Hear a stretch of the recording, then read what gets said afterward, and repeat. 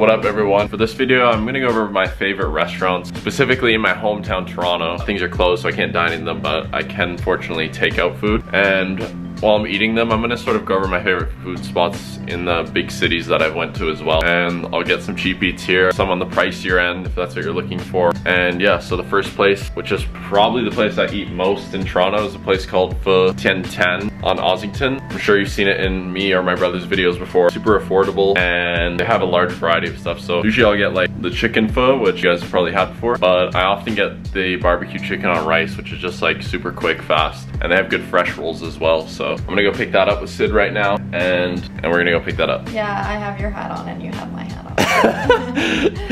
You need to do it tighter, I think. It looks a bit big. No, it's tight as possible. It doesn't fit my head. Well, Sid's filming her own video right now. It's Bella Hadid inspired. So if you don't like it, blame her. Well, she's ashamed of you. I've showed it before, I think. I told everyone to come here. Yeah, thank you. How many years have you known my family? I know your father in 2003 or 2004. I know your father. Long-time customers. Yeah. Both of these were 20 bucks. They always hook it up for me there, so I'm not sure exactly, but I think roughly 20 bucks, so you can't beat that. I really like how they give you fresh juice there too. I got a fresh orange juice, but this is probably my favorite cheap eat of Toronto. But as far as my favorite restaurants around the world, obviously I'm fortunate enough to be able to go to some of the best restaurants with my dad because he'll often know the chefs. And probably my favorite restaurant in the world is a place called Alinea, which is in Chicago. The cuisine is sort of defined as molecular, and what that is pretty much is like experimental. So kind of like, you're not just going to a restaurant, like you're having an experience. It's like 4-hour long dinner, but they have like a balloon dessert, and they have things that when you first eat them are really hot in your mouth and then turn like instantly cold. And when we went once for my 13th birthday, it's in Chicago. My dad knows the chef, his name is Grant. He's like probably one of the most famous chefs in the world and respected. And they set up our initial table in the actual kitchen, dim the lights and everything. All the chefs were working, but literally in complete silence. So we were just eating in the kitchen, and they were communicating just by like whispering. They just gave us like some caviar to start there. We started in the chef, it's called chef's table, quite literally. If you've never been in a kitchen, or you've probably heard a kitchen outside, you just know how loud they are. So we were just amazed by that. And then we carried on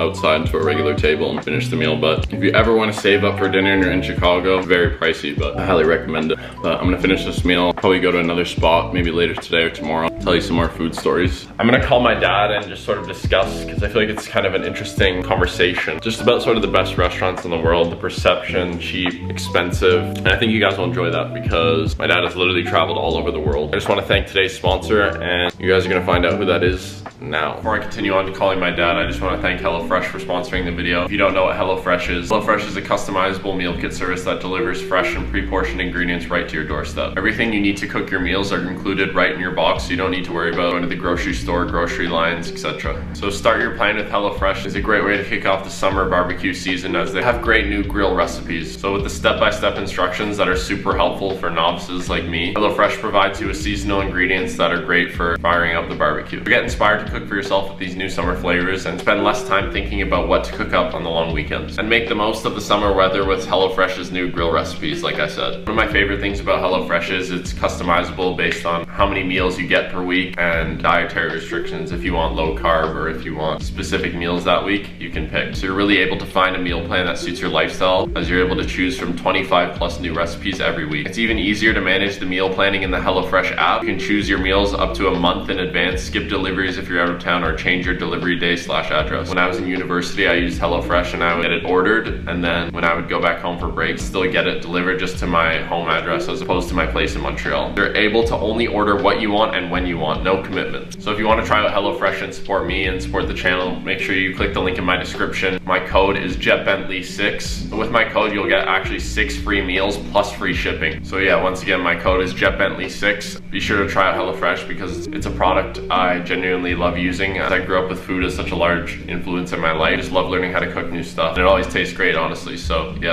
thank you for HelloFresh for sponsoring the video, and get back to the video now.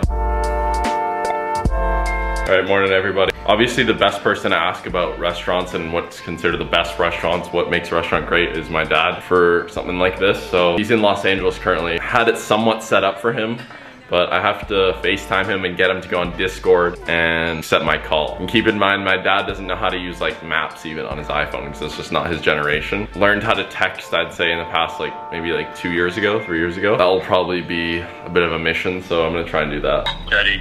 All right, so you ready? I don't know. Okay, now let me see the black like computer on the left. Press that button in the middle. Okay, so it turned on now, right? Mm-hmm. Oh, you mean that little thing here? Yeah, close it. Oh, is it? Yeah. Is it this one? Yeah. 1 second, let me just get the button. Yeah. No, the X. Click the X. Yeah. Close window. Yeah. Oh, wait. Oh, I pressed the wrong button in the mouse. Yeah. See, where are you clicking usually? No. It's like go up a bit. No. This one? Yeah, there. No, not the wheel. Not the wheel. It's the left of the wheel. The left of the wheel. Okay, there's another button there. I did not know. Video camera. Okay, go to click to video camera one. Yeah. That one? Yeah. Okay, there, now I can see you. I'm basically doing a video on all of the best restaurants I've been to, my favorite restaurants in Toronto, and etc. So I just wanted to call you and first ask, what's your favorite restaurant in the whole world? The whole world, my God, I think in a restaurant that's so different with different experiences, and people go there for, specific memories, and I think they're all very different. But in terms of food, I think variety, I would say, Asia and Europe, those are the two countries. So you can't pick one restaurant? No, I can't. I can't pick one restaurant. If I have to say a memorable meal, sitting in China, people would make this braised chicken. It's so succulent, it's so simple. And I said to myself, I really miss that. I really miss going to China, have those Chinese banquet. Well, best restaurant, my first experience. The restaurant? The best one I have visited, of course, Lee is going to be my favorite. But we went to Chengdu and we have this rib of lamb braised with a sweet and sour sauce with a little glass noodle. It was like, oh my God, why people think about, only eating a leg of lamb and only eating rack of lamb, all the good cuts, but ribs is just so succulent. Other thing I was talking about earlier was, I was saying it wasn't my favorite restaurant, like I'd eat there every day, but my favorite experience was at Alinea in Chicago, which she brought me to.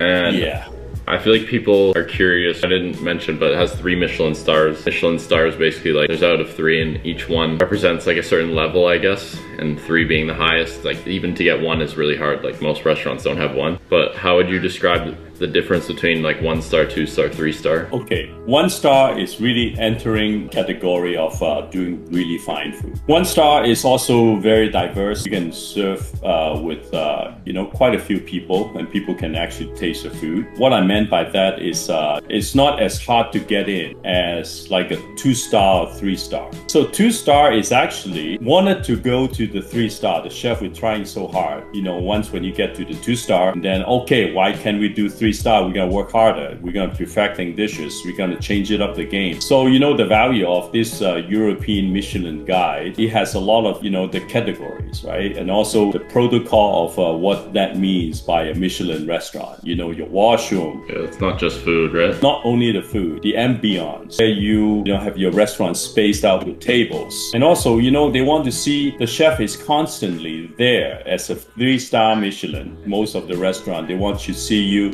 The chef has to be very, consistent, watching the food.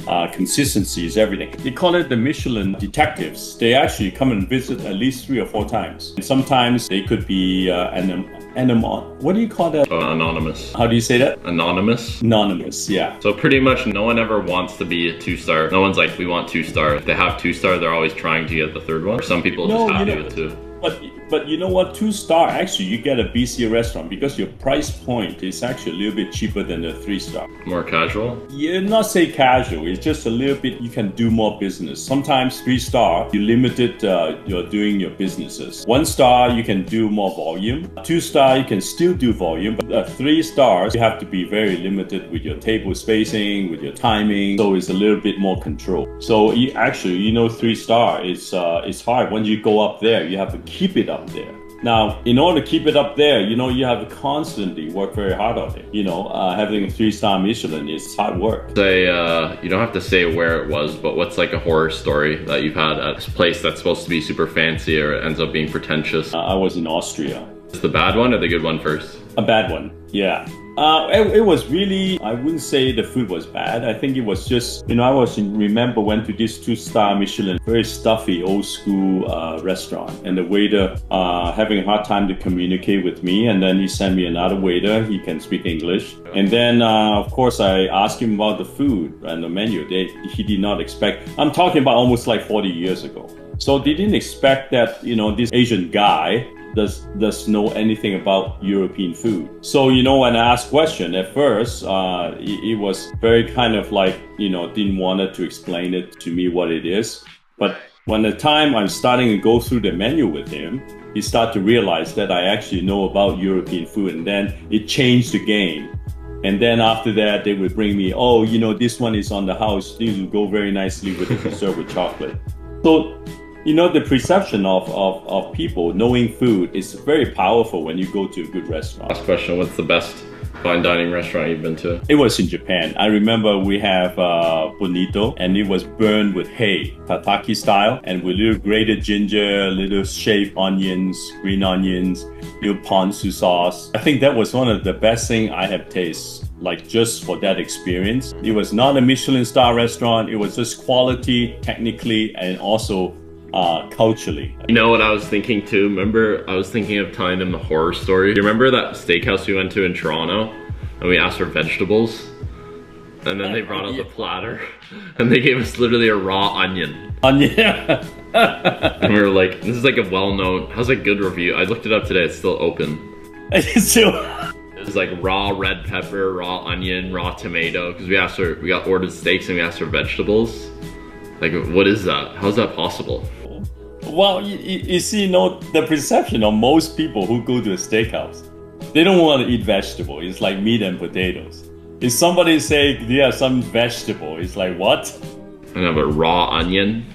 Doesn't even make sense. Let me just close it off. All right, thank you for talking to me, because I know it was gonna be a hassle to get you on Zoom or on Discord. You know, I'm so glad that you have such a high expectation. I can actually turn on the computer. I'm very happy for, you know, thank you for believing in you. Really? This is your acceptance speech. Yes. Hey, how do I turn it back off? I know how to turn it on. Wait, you want to hear you know what's a joke that people say in gaming always, like to each other? You know what the shape of Italy is? Yeah. What?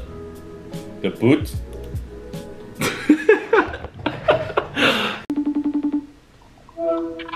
Hi, son. What do you mean the boot? What does that mean? It means done? Yeah, like that's the joke when you ask someone that, and then when they say that, you hang up on them or you kick them from the game. Oh, is that right? Okay. So I know you guys have been missing my dad on my channel a lot, so I just wanted to call and check in with him and show you guys him, ask him some interesting food questions. Alright, afternoon. Hope you enjoyed that little session with my dad. I feel like I always loved when my dad would bring me to these fine dining restaurants, like he was saying. It's just kind of like a whole different experience. You go to a place, when you stand up to go to the washroom, like the server runs over immediately, takes out the table, like folds your napkin. It's a crazy experience, and I feel like I maybe eat at a restaurant like that like once a year maybe. I definitely haven't in a while because of COVID obviously, but I'm going to tell you guys about a burger place that is definitely one of my favorites. It's called Gold Standard. Kind of reminds me of, like, I don't like thick patty burgers, so almost like McDonald's kind of, but a lot better. I've been trying to eat healthy lately, but for the sake of the video, I'm gonna order it. In the description, I'm just gonna put a list of tons of restaurants I like in different cities, so if you ever want my food guide, you can see it there.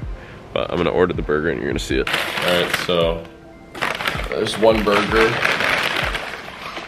I got two because they're like really small. They're kind of like little smash patties. I got the works on them. I'm gonna put some ketchup there. But I'm going somewhere very interesting with around the 20th. So the vlogs will be lit there. I've been going crazy in Toronto, everything closed down, but patio's actually open this weekend, so I'm gonna go to my dad's restaurant with you guys next video and show you it. Despite in the description, like I said, you'll see my favorite restaurants in other cities. And I'm not claiming to be like knowing all the good spots in like Chicago and stuff. These are just like some of the places I went and I really liked.